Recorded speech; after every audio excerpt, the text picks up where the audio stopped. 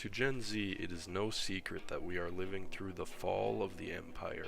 Talk to anybody from Generation Z, you will hear the same complaints and rhetoric time and time again. They can't find any decent work, the cost of living is outrageous, everybody is fake, and everything is getting worse. But this is not all fruitless moaning.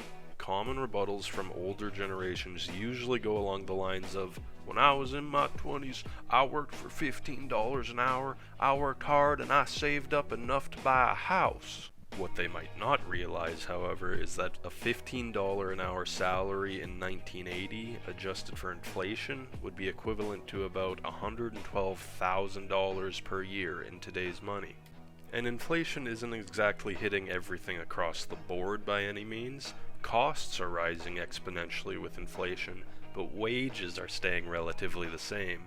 If you look at this graph from the Housing and Urban Development Corporation, you can see that the US national median rent has increased 160% since 1985, while annual household income has only increased about 40%, with both of those figures being adjusted for inflation. You heard that right. The rent-to-income ratio is 140% larger than it was in 1985. And it's not only the cost of living that Gen Z has had to deal with. Think about the soaring rates of deadly and traumatic events in recent years. I mean, a lot of Gen Zers' first memories on this earth were the 9/11 terrorist attacks. And since then, it has only been getting crazier out there. In the 1990s, news stations were milking the O.J. Simpson trial for months because there just wasn't all that much else to talk about. Nowadays, there's a new mass shooting or killing every single day, so much so that they aren't even being covered by the major news stations unless the death count is high enough to get a good story out of it. And then there was the pandemic, where Gen Zers spent their last few years of high school, and in many cases all of their years of college, in complete isolation and total shutdown. That leaves us with an entire generation of people being constantly traumatized since birth, trying to navigate their way through a world that they cannot afford to live in. So where do they go? Many Gen Zers are falling into a pit of despair. Just look at the countless core and niche talk videos on TikTok.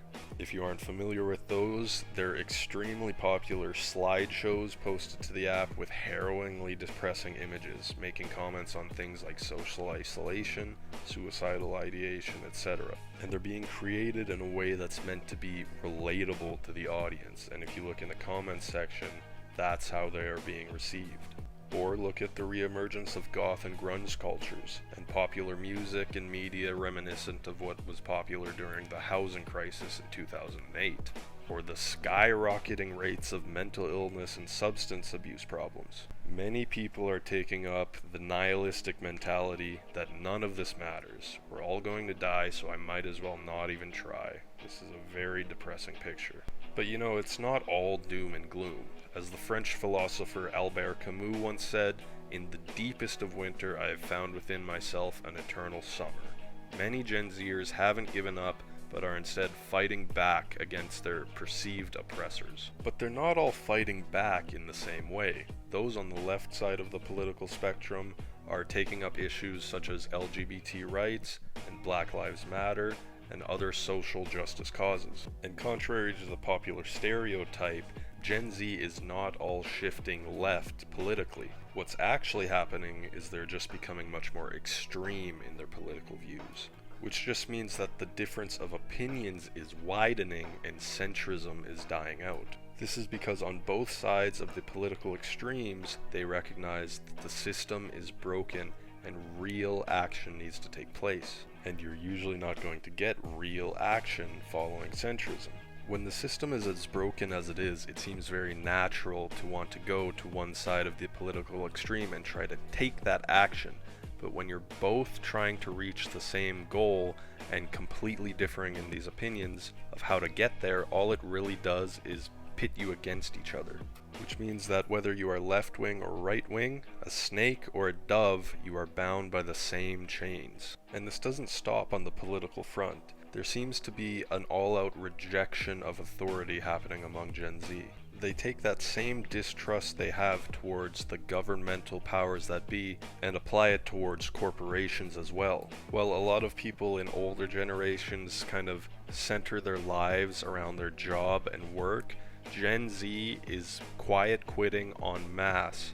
They tend to see work as completely meaningless, just creating money so that their bosses can have more of it, and they're left with the short end of the stick. There is a complete recognition of the rat race going on. Older people tend to see these attitudes as being entitled, but that's because they still completely trust in the game of our capitalistic society. It would seem that since the beginning of time, at least in Western capitalistic societies, the first person somebody asks you once you're introduced to them is, "What do you do?" And that being the most common introductory question implies that you only exist to work, and what you produce and generate for the world is what your worth is. Whereas Gen Z seems to take more of an existential approach, where they see human beings as autonomous and free creatures that have innate value.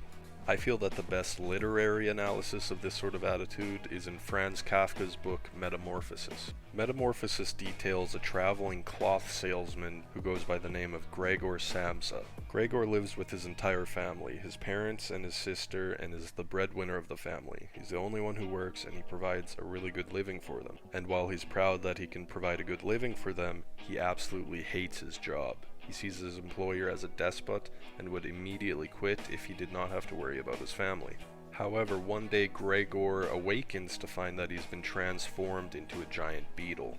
He's lying in his bed unable to move because he's on his shell, and eventually his employer actually comes to his house to check on him and see why he's not at work. They open the door to his room and are horrified to find a giant beetle in his place. But they eventually recognize that it is Gregor in this beetle's body. His family does the best they can to take care of him, and they realize that since his income is no longer available to them, they each take up their own jobs. Eventually, their finances start to be taken care of, and they're not as worried about that aspect anymore. All the while, Gregor is confined to his room this entire time.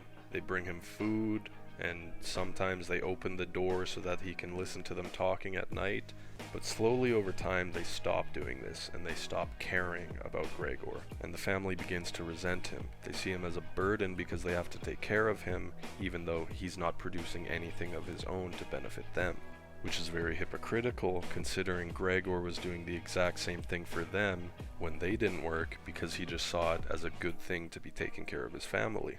Eventually, the resentment towards him becomes so great that he stops eating and he starves to death. And his family are immensely glad that he has finally died.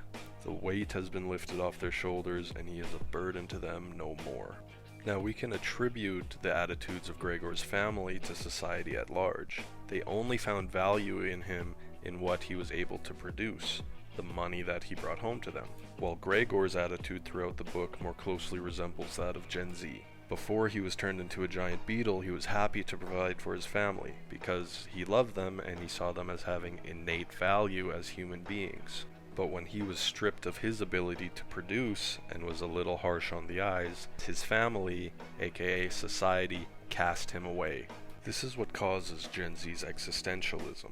They can recognize that that is exactly society's attitude towards them. What you produce is who you are, and in that recognition of the reality comes its rejection, and that not only is life completely devoid of reason, it is completely irrational and absurd. I think the clearest example in this being Gen Z's overall attitude is in their comedy. TikTok is a fantastic lens into this since it's immensely popular among Gen Z and the algorithm basically enables everybody to create. And if you've been on TikTok, you'd notice that surrealist humor is absolutely the #1 trend on the app. This seems to translate well since as life is completely irrational, so is their comedy.